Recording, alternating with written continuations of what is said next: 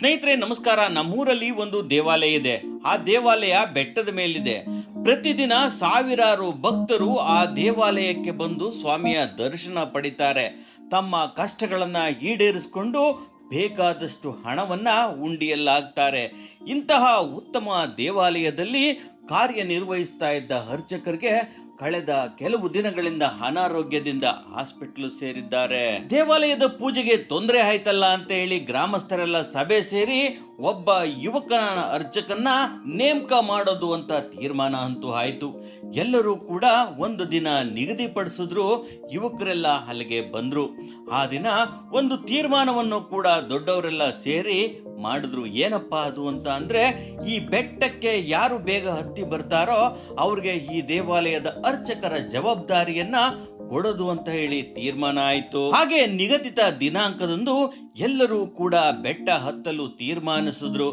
ಕೆಲವರು ಸೀದಾ ಮೆಟ್ಲ ಮೇಲೆ ನಡ್ಕೊಂಡು ಹೋದ್ರು. ಇನ್ನು ಕೆಲವರು ತಮ್ಮ ಶಕ್ತಿ ಪ್ರದರ್ಶನ ಮಾಡೋದಕ್ಕೆ ಅಂತ ಹೇಳಿ ತಾವು ಹೋಗೋದ್ರ ಜೊತೆಗೆ ಒಂದು ದೊಡ್ಡ ದೊಡ್ಡ ಬಂಡೆಗಳನ್ನ ಕೂಡ ಎತ್ಕೊಂಡೋದ್ರು. ಕೆಲವರು ಹಲವಾರು ವಸ್ತುಗಳನ್ನ ಎತ್ಕೊಂಡೋದ್ರು. ಕೆಲವರು ಇನ್ನೂ ಬೇಗ ಹೋಗೋದಕ್ಕೆ ಅಂತ ಹೇಳಿ ಅಡ್ಡದಾರಿಗಳ ಮುಖಾಂತರ ಬಂಡೆಗಳ ಮೇಲೆ ಎಗರಿ ಬೆಟ್ಟವನ್ನು ಹತ್ತುವ ಪ್ರಯತ್ನ ಮಾಡಿದ್ರು. ದೇವಾಲಯದ ಮುಂಭಾಗದಲ್ಲಿ ಬೆಟ್ಟ ಹತ್ತು ಬಂದಿದ್ದ ಯುವಕರ ಪರೀಕ್ಷೆ ನಡೀತಾ ಇತ್ತು. ಕೆಲವರು ಯುವಕರು ಬಂಡೆಗಳ ಸಮೇತ ಬಂದಿದ್ರು. ಕೆಲವರು ಹಲವಾರು ವಸ್ತುಗಳನ್ನ ಒತ್ತು ತಂದಿದ್ರು. ಮತ್ತೆ ಕೆಲವರು ಅಡ್ಡದಾರಿ ಮುಖಾಂತರ ಬರುವಾಗ ತಮ್ಮ ಕೈ ಕಾಲುಗಳನ್ನ ಗಾಯ ಮಾಡಿಕೊಂಡಿದ್ರು.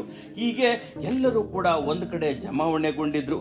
ಅಲ್ಲಿದ್ದಂತಹ ಗ್ರಾಮಸ್ಥರು ಎಲ್ಲರನ್ನು ಪರಿಶೀಲನೆ ಮಾಡಿ ಒಬ್ಬ ಯುವಕನನ್ನ ಅವರು ಪೂಜೆಗೆ ನೇಮಕ ಮಾಡಿದ್ದೇವೆ ಅಂತ ಘೋಷಣೆ ಮಾಡಿದ್ರು. ಇದರಿಂದ ಆಕ್ರೋಶಗೊಂಡ ಯುವಕರ ತಂಡ ನ್ಯಾಯಾಧೀಶರು ಮತ್ತು ಗ್ರಾಮಸ್ಥರ ಮೇಲೆ ಎರಗಿ ಬೀಳಕ್ಕೆ ಪ್ರಾರಂಭ ಮಾಡಿತು. ನಾವು ಬೆಟ್ಟವನ್ನು ಅಷ್ಟು ಬೇಗ ಹತ್ತಿದ್ದೇವೆ, ಅಷ್ಟು ಭಾರದ ವಸ್ತುವನ್ನು ಕೂಡ ತಲೆಯ ಮೇಲೆ ಎತ್ತು ತಂದಿದ್ದೇವೆ, ಬೇಡದ ಹಲವಾರು ವಸ್ತುಗಳನ್ನ ತಂದಿದ್ದೇವೆ, ನಮ್ಮ ಕೈ ಕಾಲುಗಳಿಗೆ ಏಟಾಗಿದೆ, ಆದರೂ ಕೂಡ ನಮ್ಮನ್ನ ತಿರಸ್ಕಾರ ಮಾಡ್ತಾ ಇದ್ದೀರಾ.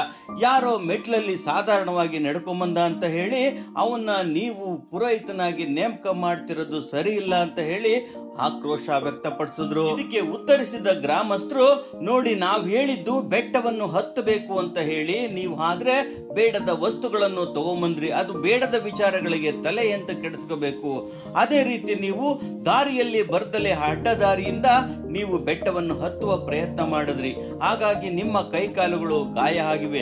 ಹೀಗೆ ಬೇಡದ ವಿಚಾರಗಳಿಗೆ ನೀವು ತಲೆ ಹಾಕ್ತಾ ಇರೋದ್ರಿಂದ ಈ ಕೆಲಸ ನಿಮ್ಗೆ ಕೊಡೋದಕ್ಕೆ ಸಾಧ್ಯ ಇಲ್ಲ ಅಂತ ಹೇಳಿ ಆ ಯುವಕನ್ನ ಸೆಲೆಕ್ಟ್ ಮಾಡಿದ್ದಾರೆ. ತಪ್ಪು ಮಾಡಿದ ಯುವಕರಿಗೆ ತಾವು ತಪ್ಪಿನ ಅರಿವಾದ ನಂತರ ಎಲ್ಲರೂ ಕೂಡ ವಾಪಸ್ ಹೋದ್ರು. ಬೇಡದ ವಿಚಾರಕ್ಕೆ ತಲೆ ಕೆಡಿಸ್ಕೊಂಡು ತಮ್ಮ ಬದುಕು ಹಾಳು ಮಾಡಿಕೊಂಡ್ವಿ ಅಂತ ನೋವು ಅನುಭವಿಸಿದ್ರು. ಬಂಧುಗಳೇ, ಈ ಕಥೆಯಿಂದ ನಿಮ್ಗೇನಾದ್ರೂ ತಿಳಿದಿದ್ರೆ ದಯವಿಟ್ಟು ಕಾಮೆಂಟ್ ಮಾಡಿ. ಹೆಚ್ಚಿನ ಜನರಿಗೆ ಮುಟ್ಟಿಸೋದಕ್ಕೆ ದಯವಿಟ್ಟು ಶೇರ್ ಮಾಡಿ.